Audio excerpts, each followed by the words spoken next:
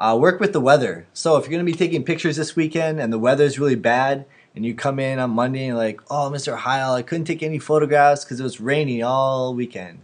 And I'd be like, what? That's great. Rainy weather is really good weather to take photographs. There's no excuse for taking a bad photograph. Okay? You got to be creative in photography. So, the weather, okay, an overcast day, which means it's like cloudy, it can change the mood. You know, not all pictures have to be like all happy and lots of light with bright sky. There can be like mists that create dramatic effects with clouds and things. In Hawaii, it rains like almost every day. But when it rains, the sun is still shining and the water is warm. So when it rains, and it rains for like 10, 15 minutes and it's gone.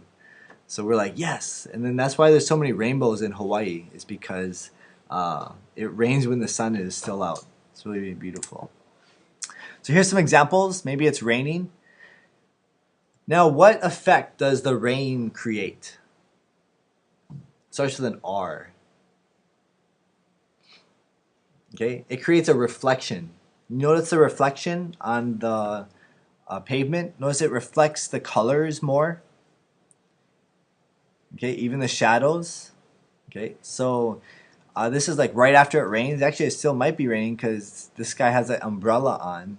But and notice it's kind of, you see the little raindrops. So after rain is a really good time to like get out reflections and like a glossy look. Okay, here's another example of after the rain or during the rain. Okay, notice the reflections on the ground, and notice like there's nothing to see in the sky, right? The sky is like up here. The sky is like boring. It's just like cloudy. So don't focus on the sky. Focus on something else, and that's what this person did. Okay, golden hour. What is the golden hour of photography? Okay, the golden hour of photography is 1 hour before the sun sets and 1 hour after the sun sets. Now, the golden hour is the best time to take photographs. And why is that? It's because of the light. Okay, during those 2 hours before and after the sunset, you get some really good lighting in the sky that really makes things like gold or glow, or brings out the colors like in a different light.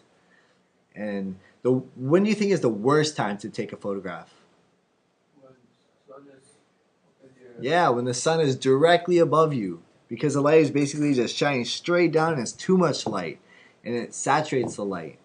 So it's not usually the best time to take photographs is in the middle of the day.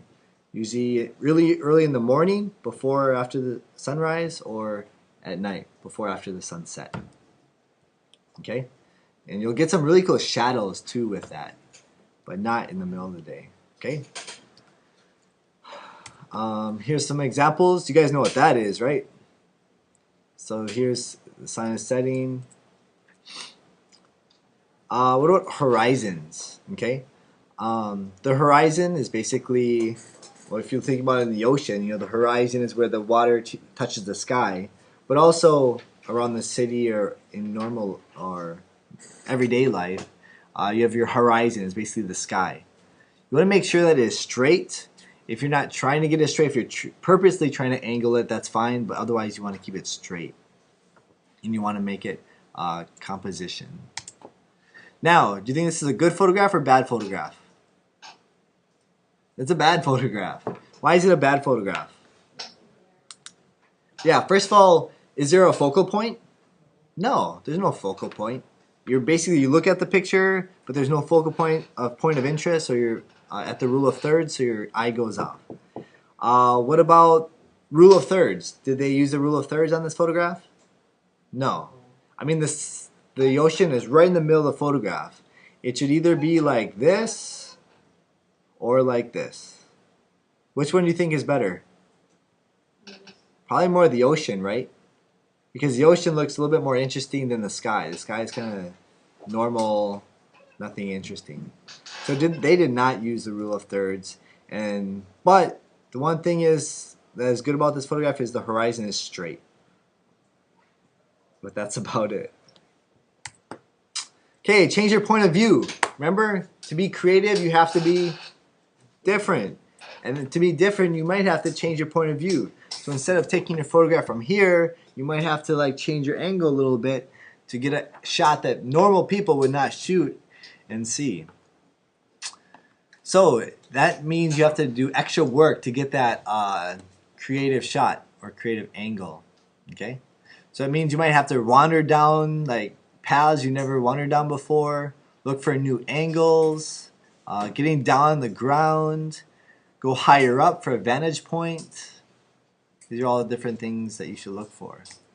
Here's some examples. I really like this photograph. Okay, it's at the dog's view. Usually you take a photograph, it's like looking down at the dog, but this is like looking up. And notice, what is the chair? What kind of technique? Frame. Yes, framing. So your attention is automatically drawn to the dog. Okay. And of course, this one, it's looking up at these trees instead of over. So change your point of view. Okay.